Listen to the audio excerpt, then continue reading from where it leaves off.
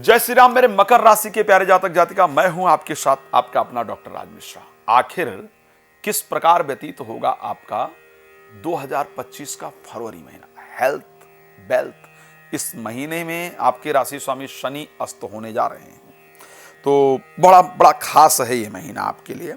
और बृहस्पति मार्गी होने जा रहे हैं जो कि आपके पंचम भाव में हैं। तो आखिर क्या क्या मिलने वाला है, क्या क्या दिख रहा है, हेल्थ को लेकर के, फैमिली लाइफ को लेकर के, सब कुछ किस प्रकार रहेगा उस पर एक चर्चा करेंगे। लेकिन आपको उससे पहले एक छोटी सी सूचना हर बार देता हूं, इस बार भी दे रहा हूं कि यदि आप श्री राम कथा, श्रीमद् भागवत कथा, श्री शिव महापुराण की कथा इत्यादि अपने घर में, अपने क्षेत्र में संगीत में कराना चाहते हैं या कराना चाहती हैं, तो आप मेरे साथ संपर्क कर सकते हैं और उसका आयोजन अपने क्षेत्र के अंतर्गत कर सकते हैं। सबसे पहली बात मैं आपके साथ करता हूं कि आपका स्वास्थ्य आखिर 2025 फरवरी में कैसा रहेगा।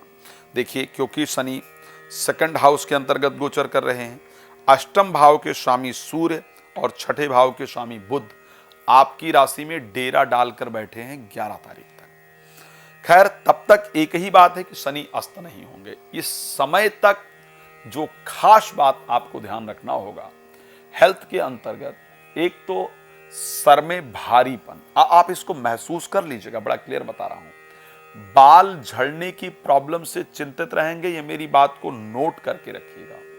सर में भारीपन रहेगा, जी मिचलाना, उल्टी इत्यादि जैसी परिस्थिति होना, नसों में फड़फड़ाहट जैसी परिस्थितियां होना, इन सब, और क्रोध अचानक आना, ये एक रोग के सिम्टम्स आपके अंतर्गत रहेंगे, आपको परेशान करेंगे।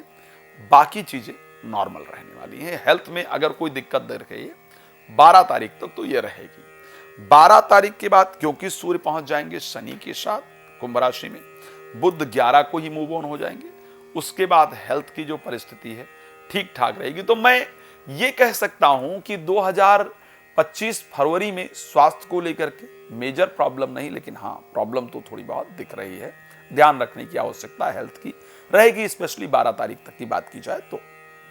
उसके बाद अगर हम बात कर लेते हैं कि और क्या, तो कुछ डिजायर, कुछ सपने बहुत ज्यादा होंगे और ये नहीं मिल पाया है, वो नहीं मिल पाया है, ये करना चाहिए, वो करना चाहिए, कुछ बहुत सारी प्लानिंग, बहुत सारी इच्छाएं, इस प्रकार की चीजें आपको परेशान करे, ये संयोग आपकी राशि के अंतर्गत पूरी तरीके से मुझे नजर आ रहा है, ये रहेगा।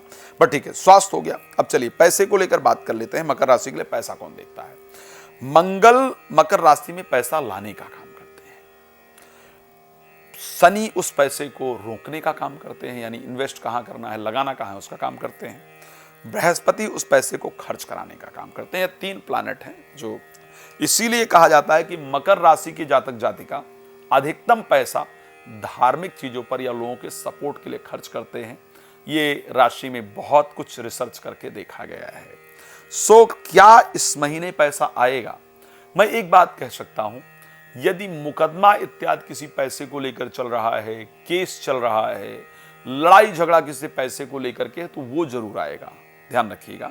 लेकिन बाकी परिस्थिति से पैसा आए, वो कंडीशन थोड़ा सा मुश्किल दिख रही है।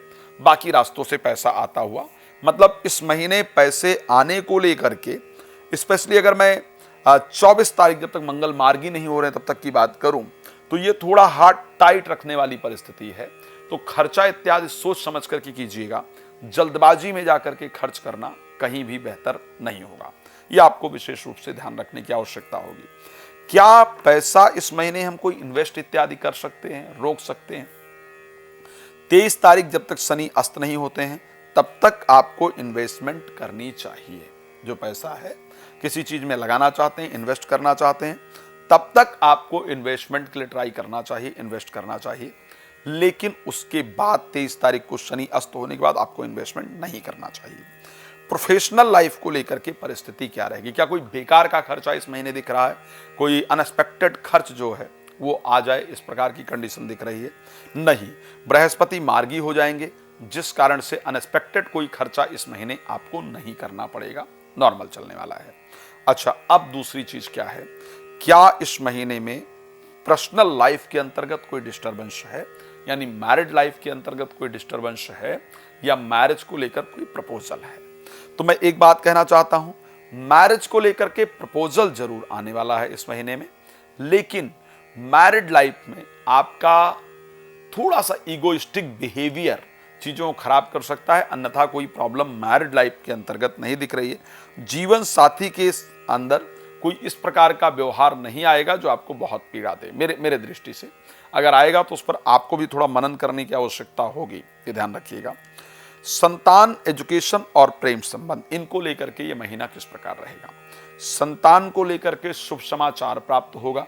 संतान के बिहेवियर में, संतान के काम में, या आपको बच्चे नहीं हैं तो उसको लेकर के शुभ समाचार इस महीने आपको फरवरी में जरूर प्राप्त होगा, इसको ध्यान रखिएगा।